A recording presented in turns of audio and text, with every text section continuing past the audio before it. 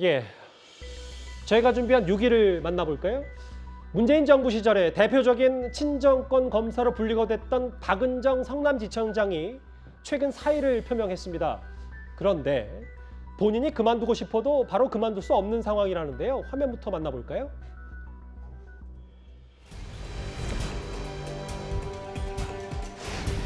법무부 지휘받아서 했다는 얘기를. 네, 사실과 다릅니다. 그러면 법무부 지휘받아서 하신 게 아니고 대검에서 자체적으로 하신 건가요? 감찰위원장에게 감찰이 열지 말라고 입소했다는 부분은 사실입니다. 주요 내용이 어떤 내용이에요? 감찰위원회가 개최되었는데요. 그 내용에 대해서는 말씀드리기 어렵습니다. 징계사의 부당성에 대해서 어떻게 판단했나요? 어떤 얘기 나왔어요? 감찰 내용에 다른 대해서 데로 얘기 좀 해주시죠. 식사하러 가요.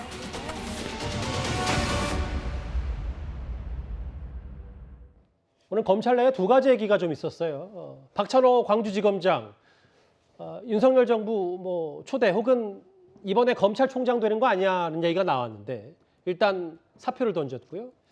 박은정 성남지청장 화면에서 잠깐 나왔는데 추미애 전 장관에게 직보를 했고 윤석열 당시 검찰총장 징계를 주도했던 인물인데 왜 사표를 던진 겁니까? 그러니까 참 저는 박은정 지청장이 좀 전에 보신 그런 장면을 보면 왜 이렇게 떳떳하지 못하지? 라는 생각이 듭니다. 당시에 이제 법무부에서 윤석열 잠시 검찰총장 징계를 주도했지 않습니까? 또 압수수색도 했었고요.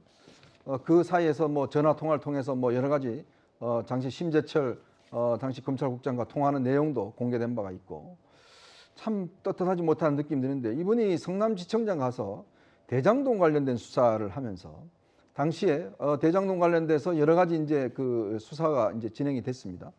더군다나 또 이제 그 성남 FC 사건도 여러 가지 분당이 있었고요.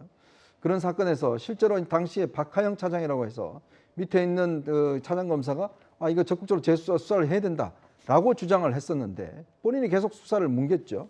자 그러다가 이제 특히 김호수 총장이 그 이 FIU에 금융정보거래원에 이제 하는 거를 또 못하게 했어요.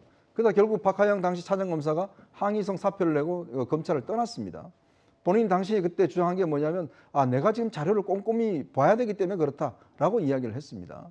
결국은 지청장으로서 수사에 대해서 어떤 면에서 보면 뭉갰던 그런 의혹이 있고 이거와 관련돼서 지금 공수처에 고발이 돼 있습니다.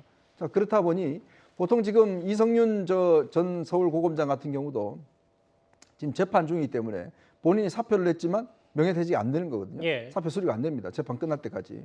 마찬가지로 지금 현재 이분도 본인이 지금 사표를 냈지만 일단 법무부에서 검토를 할 것 같아요. 왜냐하면 지금 공수처에 수사를 하고 있기 때문에 수사 결과 끝날 때까지 아마 사표 수리 안 할 수도 있을 것 같습니다. 예.